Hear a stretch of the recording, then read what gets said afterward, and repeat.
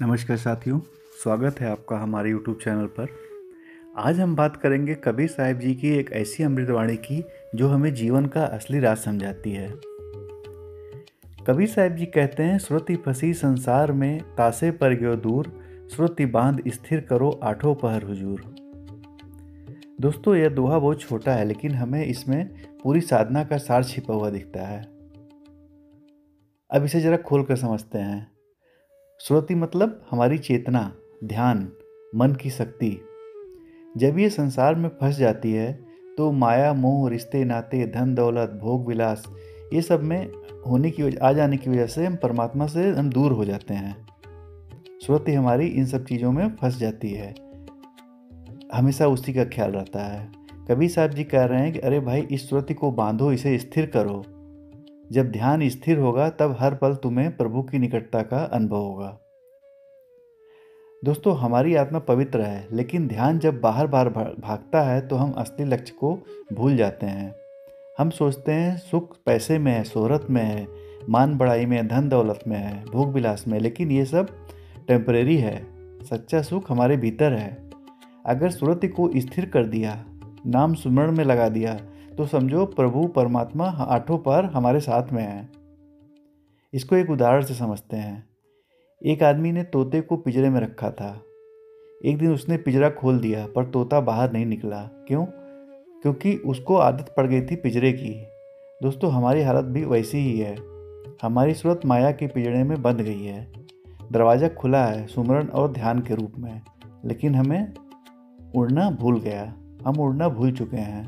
कबीर साहब जी कह रहे हैं, सूरत को बांधो, स्थिर करो और प्रभु की ओर उड़ान भरो। एक दूसरे एग्जाम्पल से समझते हैं। एक व्यापारी के पास असली हीरा था, लेकिन उसे लगा कि ये तो साधारण पत्थर है। उसने उसे मिट्टी में फेंक दिया और नकली कांच के गहनों में उलझा रहा। बाद में किसी ज्ञानी ने बताया ये तो अनमोल हीरा है। दोस्तों, हमारी सूरत भी वैसी ही है। ये अनमोल हीरा है जो हमें परमात्मा तक पहुंचा सकती है, लेकिन हम इसे संसार के नकली आभूषणों में फंसा देते हैं। जरा अपने जीवन को देखिए।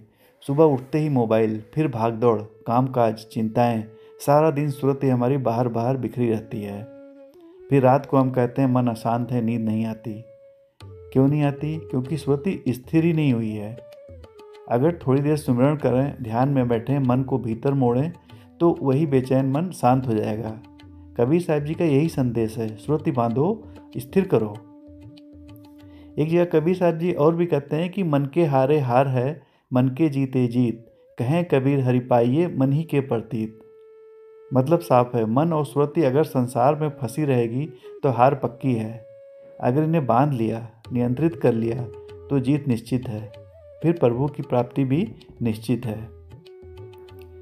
दोस्तों, हमें यह दोहा याद दिलाता है कि परमात्मा हमसे दूर नहीं है। हम ही अपनी सुरति को संसार में बांधकर उनसे दूर हो गए हैं। अगर हम नाम सुमरण करें, सूरत को स्थिर करें, तो आठों पहर प्रभु परमात्मा हमारे साथ ही हैं।